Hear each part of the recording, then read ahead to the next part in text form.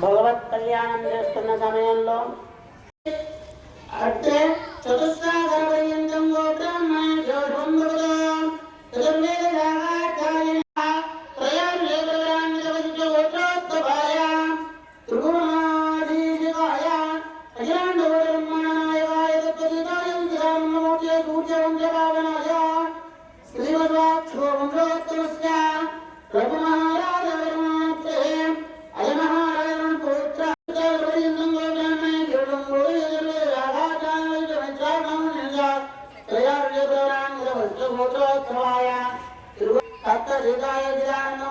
సూర్యవంశపావనాయ శ్రీమద్వాక్షో వంశోత్తమస్య రఘురాజ మహారాజ అయమహారాజ పుత్రాయ దశరథ మహారాజ వరుణపుత్రాయ శ్రీరామచంద్రవర్మ సాక్షాన్నారాయణ స్వరూపాయ. చంద్రమూర్తి వారి యొక్క వంశము సూర్యవంశమడ. రఘు దశరథ మహారాజు యొక్క వర్మ పుత్రుడడ. సూర్యవంశస్థానం త్రయారుషయ. ఎవరయ్యా త్రయారుషులు? వాసిష్ఠ మైత్రావరణ కౌండిన్య ఋషులట.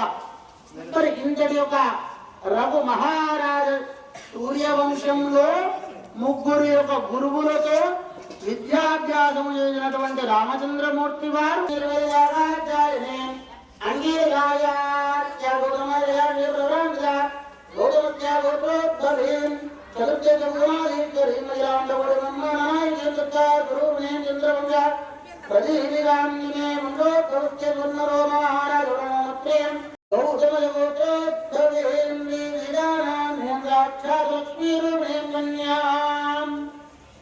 అమ్మవారి యొక్క రామచంద్రమూర్తి వారి వంశము సూర్యవంశం. మరి ఎవరు ఎట దిక్కుంటారు? మరి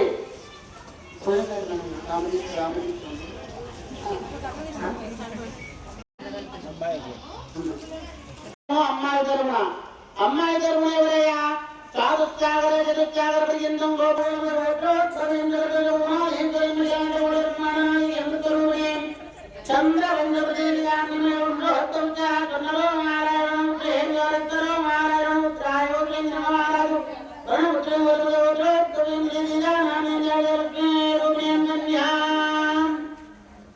మరి అమ్మవారి యొక్క గోత్రము.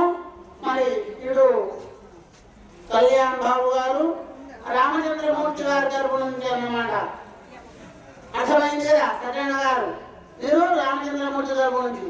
ఆ యొక్క రామచంద్రమూర్తి వారి యొక్క ప్రవర చతుస్సాగర పర్యంతం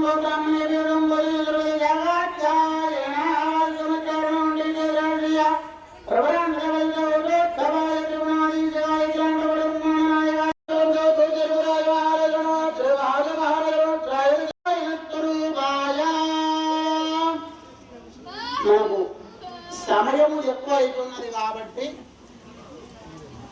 ఎక్కువగా మనము కళ్యాణోత్సవంలో అమ్మాయి తరపు నుంచి కొంతమంది, అబ్బాయి తరపు నుంచి కొంతమంది కూర్చోవడం జరుగుతూ ఉంటుంది.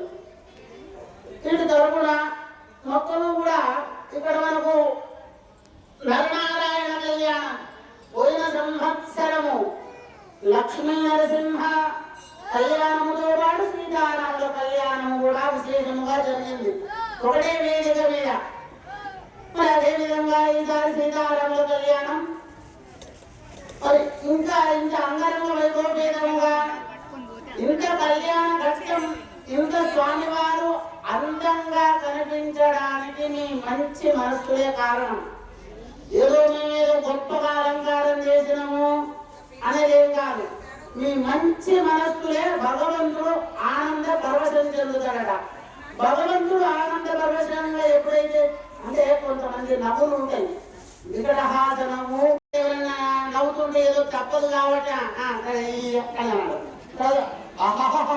అని అదొక నవ్వు, చిన్న మృదుమధురమైనటువంటి నవ్వు, లేతగా ముత్యాలు పడుతున్నటువంటి నవ్వు, చాలా మృదుమధురంగా ఉంటుంటాడు. ఆ సీతమ్మ తల్లి కన్యా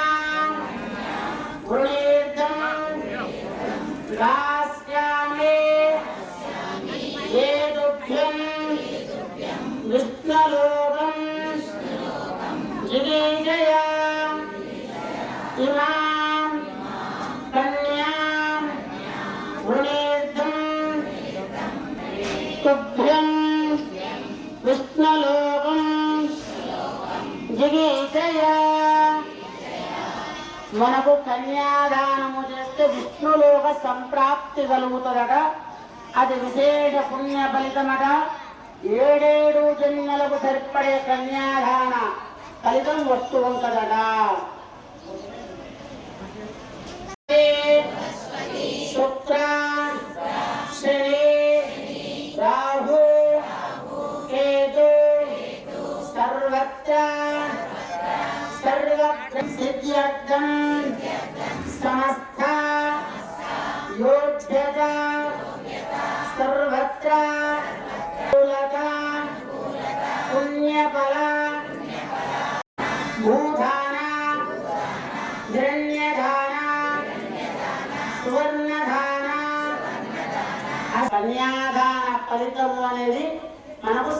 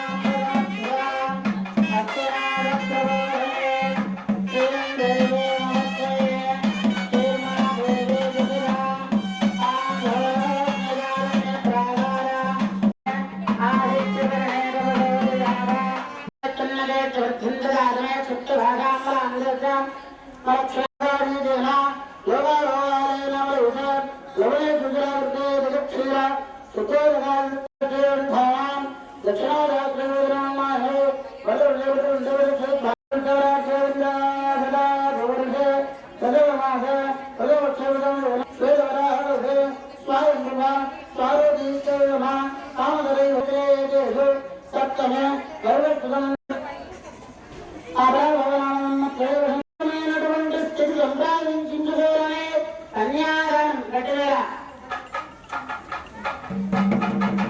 రోజున సీతారాముల కళ్యాణోత్సవం. చైత్రశుద్ధ పౌర్ణమి రోజున చైత్రశుద్ధ నవమి రోజున భద్రాచలంలో సీతారాముల కళ్యాణోత్సవం. చైత్రశుద్ధ పౌర్ణమి రోజున మనకు ఒంటిమిట్టలో కళ్యాణం. సీతారాముల కళ్యాణం ఇప్పుడే చేసుకోవాలనేది ఏమి పరిమితి లేదు. కానీ చైత్రశుద్ధ నవమి నుండి పౌర్ణమి వరకు ఆ మధ్యలో ఎప్పుడైనా కూడా చేసుకోవచ్చు. మరి అదేవిధంగా సీతారాముల కళ్యాణోత్సవ ఘట్టంలో అందరూ కూడా ఒకసారి అమ్మవారికి అంటే స్వామివారు అమ్మవారికి సమర్పించే మంగళ సూత్రములు ఒక్కసారి దర్శించుకోండి. మరి మంగళ సూత్రములు అంటే తల్లి గారి తరపు నుంచి ఒక సూత్రం. ఎందుకంటే రామదాసులు ఒకటి అన్నమాట, తహసీల్దార్ కదా. కాబట్టి అక్కడ 3 మంగళ సూత్రాలు ఉంటాయి. ఎక్కడైనా కూడా 2 మంగళ సూత్రాలు, కానీ భద్రాచలంలో 3 మంగళ సూత్రాలు ఉంటాయి అన్నమాట. భగవంతుడు ఉన్నట్టయితే నెక్స్ట్ ఇయర్ వరకు అంటే కొత్త సంవత్సరం వరకు ఇంకో మంగళసూత్రం కూడా మంచి పెద్దలు కూడా చేసుకుని భద్రాచలం ప్రామాణికంగా చేసుకున్నాం. గోవిందా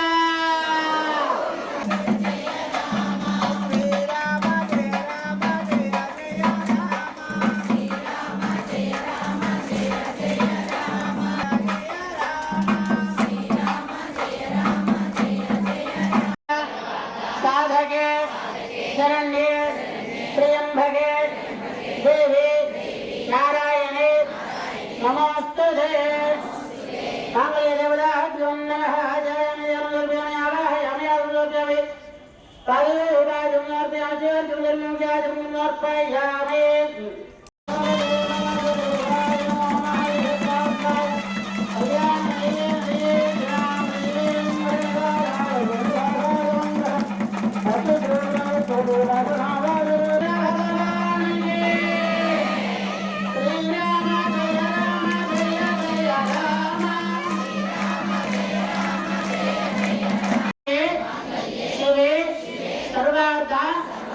సాధకే శరణ్యే త్ర్యంబకే దేవి నారాయణే నమోస్తుతే.